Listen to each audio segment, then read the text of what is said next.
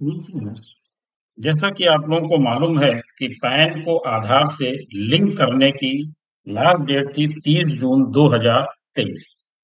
अब बहुत सारे लोगों के ये प्रश्न हैं कि 30 जून 2023 तक अगर हमने इसको आधार से लिंक नहीं करा है तो अब क्या समस्या होने वाली है, और अगर हम नया पैन बनवा लें तो क्या स्थिति होने वाली है। तो इस तरह के बहुत सारे प्रश्न लोगों के आ रहे हैं कि जो ड्यूरेशन बीच की है जब तक लिंक नहीं है और जब लिंक किया गया उस समय की स्थिति क्या रहने वाली है। तो उसी के संबंध में मैं आपको पूरी जानकारी देने वाला हूं, उन लोगों के लिए खास तौर से जिन लोगों ने अभी तक अपना पैन आधार से लिंक नहीं किया है और 30 जून की डेट निकल गई। तो आइए उस पर डिस्कशन करने से पहले एक छोटी सी रिक्वेस्ट कि अगर आपने अभी तक हमारा चैनल सब्सक्राइब नहीं किया है तो कृपया सब्सक्राइब करें और बेल आइकन अवश्य प्रेस करें। तो देखिए, सबसे पहला काम आपको ये करना है कि पहले अपना वेरीफाई पैन कर लीजिए। वेरीफाई पैन जब आप करेंगे तो उसमें आएगा PAN is active and details are as per PAN, यानी पैन आपका एक्टिव है, इनएक्टिव नहीं हुआ है, इनऑपरेटिव नहीं हुआ है, इनवैलिड नहीं हुआ है। तो सबसे पहले आपको ये चेक करना है और ये आप आ करके यहाँ से चेक कर सकते हैं। यहाँ पर जब आप आएंगे तो यहाँ पर आपको चेक करना है वेरीफाई योर पैन। तो जब वेरीफाई योर पैन में आप आएंगे तो यहाँ पर आप चेक कर पाएंगे कि आपका पैन एक्टिव है या इनएक्टिव हो गया है, इनऑपरेटिव हो गया है। तो यहाँ पर आप वेरीफाई योर पैन में अपना PAN number, date of birth, full name और मोबाइल नंबर डालेंगे। उसके बाद इसको कंटिन्यू करेंगे तो एक आपके पास मोबाइल पर ओटीपी आएगा और वो ओटीपी डाल के आप अपना पैन चेक कर सकते हैं। जैसा कि मैंने आपको दिखाया था अभी कि ग्रीन कलर में लिख करके आ गया कि आपका पैन एक्टिव। तो ये तो आपको यहीं से पता लग जाएगा कि हमारा पैन एक्टिव है या एक्टिव नहीं है। दूसरी बात आती है कि जब हमें ये देखना है कि हमारा लिंक आधार स्टेटस क्या है, तो यहाँ पर आकर के हम लिंक आधार स्टेटस भी अपना जान सकते हैं और लिंक आधार भी यहीं पर क्लिक करके कर सकते हैं। इसके लिए आपको इनकम टैक्स की साइट पर आना है www.incometax.gov.in पर। तो ये इंफॉर्मेशन आपको यहाँ से मिल जाने वाली है। अब बात आती है कि अगर हमने 30 जून तक लिंक नहीं किया है, यहाँ पर आकर के हमने चेक कर लिया कि हमारा पैन आधार से लिंक नहीं है, ये भी चेक कर लिया कि हमारा पैन एक्टिव है या इनएक्टिव है। उसके बाद हमें इन चीजों को ध्यान में रखना है, उसकी चर्चा कर लेते हैं कि अब हमारे ऊपर स्थिति क्या है। देखिए, सरकार ने प्रेस रिलीज के माध्यम से ही बताया है कि लास्ट डेट क्या है। लास्ट डेट के लिए उन्होंने बताया linking PAN and Aadhaar has been extended to 30 June 2023, यानी 30 जून तक के लिए ये डेट बढ़ाई गई थी। उसके बाद 1 जुलाई 2023 के बाद क्या स्थिति रहने वाली है वो भी उन्होंने प्रेस रिलीज में बताया है। From 1 July 2023 the PAN of tax payers who have failed to intimate their Aadhaar as required shall become inoperative. तो आपका जो पैन है वो क्या होगा, इनऑपरेटिव स्थिति में चला जाएगा।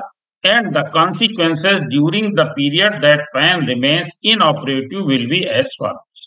तो यहाँ पर इन्होंने ये नहीं कहा कि आपका पैन इनवैलिड हो जाएगा, यानी आपको दूसरा पैन बनवाने की जरूरत तो तब होती जब आपका पैन इनवैलिड हो जाता। पैन तो आपका इनवैलिड नहीं हो रहा है, क्या हो रहा है, इनऑपरेटिव हो रहा है, यानी आपका ऑपरेशन में नहीं है। हालांकि ये माना इसी तरह से जाता है जैसे कि आपके पास कोई पैन नहीं है, लेकिन इनऑपरेटिव को ऑपरेटिव बनाया जा सकता है। आपको दूसरे पैन की जरूरत नहीं है और दूसरा पैन आप अप्लाई भी नहीं कर सकते हैं। अप्लाई करेंगे तो आपको पेनाल्टी का भी सामना करना पड़ेगा।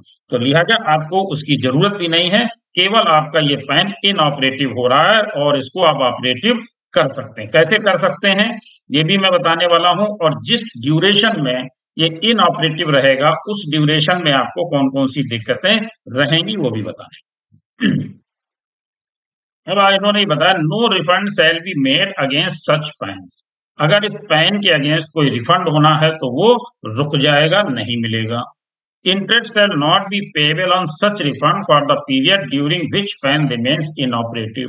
और जब तक ये पैन इनऑपरेटिव रहेगा तब तक आपको उस ड्यूरेशन का ब्याज भी रिफंड पर नहीं मिलेगा। TDS and TCS shall be deducted collected at higher rate as provided in the. तो टीडीएस और टीसीएस अगर आपका कटता है तो वो भी आपका हायर रेट पर कटेगा। तो इसलिए अगर आपका पैन इनऑपरेटिव है, आपने अभी तक उसको आधार से लिंक नहीं किया है, तो तुरंत से तुरंत उसको लिंक कर लें। अभी भी ये लिंक हो रहा है और आपको 1000 रुपए लेट फीस जमा करनी पड़ेगी।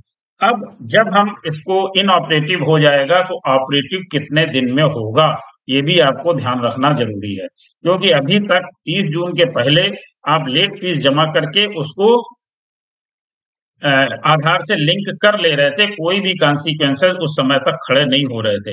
लेकिन 30 जून के बाद ये कॉन्सिक्वेंसेस खड़े होने शुरू हो गए हैं और ये आपको दिक्कतों का सामना करना पड़ेगा। तो जब तक इनऑपरेटिव रहेगा तब तक, यानी इनऑपरेटिव कब तक रहेगा और आप उसको कब लिंक कर पाएंगे, ये भी मैं आगे आपको बताऊंगा। The pan can be made operative again in 30 days. यानी आप दोबारा इसको जब लिंक करेंगे तो ये ऑपरेटिव मोड में आएगा 30 दिन में। तो इसको तुरंत से तुरंत आप जो है आधार को पैन से लिंक करिए, जिससे आपकी समस्या का निजात हो सके। कैसे होगा? Upon intimation of Aadhaar to the prescribed authority after payment of fee of ₹1000, यानी लेट फीस आपको 1000 रुपए जमा करनी है और उसके 30 दिन के बाद ये ऑपरेटिव मोड में आएगा। Those person who have been exempted from PAN Aadhaar linking will not be liable to the consequences mentioned above। जिनको ये पैन और आधार से एग्जम्पशन दिया गया है, लिंक करने की जरूरत नहीं है, तो उन लोगों के लिए इस तरह के कोई भी कॉन्सिक्वेंसेस नहीं आएंगे। तो ये ध्यान रखिए कि आपने अगर अपना पैन और आधार लिंक नहीं किया है तो सबसे पहले पोर्टल पर जा करके, जैसा कि मैंने बताया है, आप चेक कर लीजिए कि आपका पैन आधार लिंक है या नहीं है, उसका स्टेटस चेक कर लीजिए, उसकी वेरीफाई कर लीजिए कि आपका जो पैन है वो इनऑपरेटिव है, एक्टिव है या इनवैलिड है। तो इन चीजों को ध्यान में रखते हुए आप तुरंत से तुरंत इनकी फीस जमा करिए और अपने आधार से पैन को लिंक कर लीजिए। हालांकि अब लिंक करने के लिए आपको 30 दिन का समय देना पड़ेगा और इस ड्यूरेशन में आपके ये नुकसान होने वाले हैं जो मैंने आपको ऑलरेडी एक्सप्लेन कर दिया।